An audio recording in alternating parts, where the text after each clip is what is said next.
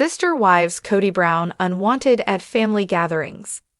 It is now confirmed that Kody Brown is no longer wanted at any of the family gatherings. He has his own beliefs as to why he has not been invited, but his ex-wife, Janelle Brown, is clearing all of that up. In the latest episode of Sister Wives, which aired on Sunday, December 1st, they had an event for Savannah Brown. It was then that it became clear Kody could stay away and never come back. Keep reading for further details. Kody Brown unwanted at family gatherings. Early in season 19 of Sister Wives, the Brown family headed to a wedding, though they never shared who was getting married. It was the nuptials of Janelle and Kody Brown's son, Logan Brown, and his wife, Michelle Petty. They have opted not to be filmed any longer, but had no idea that their wedding would be such a big secret. Fans quickly realized through past social media posts that it was Logan's big day, and all of the sister wives plus Kody came together in Las Vegas. They also gathered for Gwendolyn Brown's bridal shower in Flagstaff, minus Janelle, whose daughter, Maddie Brown Brush, went into labor. Kody and Robin Brown met Christine Brown Woolley's then-boyfriend, David Woolley. Though it was awkward, they all handled it like adults. Then, in the latest episode of Sister Wives, Janelle and Kody's youngest child, Savannah, graduated from high school. The party was held at Christine and David's home, but Kody was not invited. According to Monsters and Critics, Kody Brown was under the impression that the wives had come together to work against him. Therefore, they are intentionally leaving him out of events. Janelle proceeded to make it clear he was no longer wanted, and for legitimate reasons. So, what is the truth, and why has he been cut out of the family activities? She gave a touch more insight. All about Robin. Kody Brown maintained that it was all about Robin Brown, and how his family had this vendetta against her. More so, he refused to believe that he had played any part in this alienation, and it was all his exes who ensured he was not invited. Kody did attend Savannah's graduation, which was a positive thing, but back in Flagstaff, during the party, Robin went back in time. She reminisced about how amazing the parties used to be, and how sad everything had become. It likely is not changing anytime soon. The evening air was crisp in Flagstaff, the kind of chill that encouraged sweaters and hot cocoa. But inside Christine's cozy kitchen, warmth radiated from laughter, chatter, and the savory aroma of homemade chili.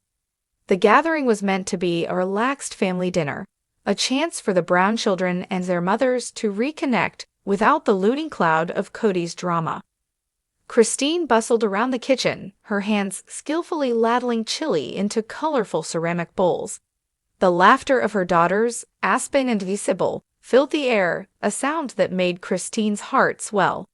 Across the room, Janelle was unpacking a tray of homemade cornbread, while Maddie and Hunter debated the merits of adding cheese to chili. But even in this lively setting, the shadow of Kody's absence was palpable, not in longing, but in the palpable relief that came with his exclusion. I don't know why he even bothers asking about these gatherings, Janelle muttered under her breath as she slid into a chair beside Christine. It's not like anyone wants him here. Christine nodded, her lips tightening. He asked if David and I were hosting Thanksgiving again this year. I told him it was a family event. He didn't get the hint.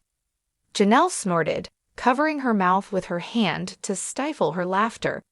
Classic Kody, always assuming he's the centerpiece of every gathering. Across the room, Robin sat in the corner, scrolling through her phone with a furrowed brow. Though she tried to stay out of the conversation, her occasional sighs revealed her conflicted feelings. "What's Robin's deal?" Aspen whispered to my Keltie, who shrugged. "She's probably wondering how to convince us to let Dad come to Christmas," my Keltie replied, rolling her eyes. The conversation shifted as the kids dove into lighthearted banter, but Christine and Janelle exchanged a knowing glance. Kody's absence wasn't just a preference, it was a necessity. Kody's perspective. Kody sat alone in his sprawling rental home, a mug of lukewarm coffee in his hand. The silence was deafening. Robin had taken the younger kids out for the evening, leaving Kody to stew in his thoughts. He scrolled through his phone, seeing snippets of family gatherings he hadn't been invited to. There was a picture of Christine and David smiling with Truly at a pumpkin patch, Janelle laughing with her grandkids, and even Mary posing with Leon and Audrey. Unbelievable, Kody muttered, tossing his phone onto the couch. I'm their father. How could they shut me out like this? But deep down, he knew the answer.